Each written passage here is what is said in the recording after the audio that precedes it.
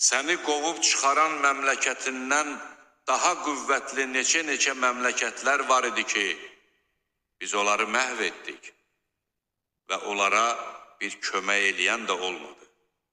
Məyər öz Rəbbindən vəhy edilmiş aydın dəlilə istinad edən kimsə, pis əməli özünə gözəl göstərilən və öz nəfslərinə uyan kimsələr kimi ola bilərmi? Müttəqilərə vəd olunan cənnətin vəsfi belədir. Orada xarab olmayan sudan çaylar, dadı dəyişməyən süddən çaylar, içənlərə ləzzət verən şərabdan çaylar və süzülmüş baldan çaylar vardır. Orada onları hər cür meyvə və Rəbbi tərəfindən bağışlanma gözləyir.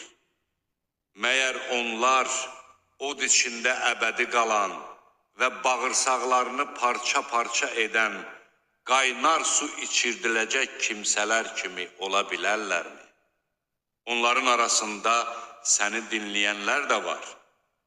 Nəhayət sənin yanından çıxdıqda özlərinə elm verilmiş kimsələrə istehza ilə deyərlər. O bayaq nə deyirdi? Bunlar o kəslərdir ki, Allah onların qəlbinə möhür vurmuş, özləri də nəfslərinə tabe olmuşlar.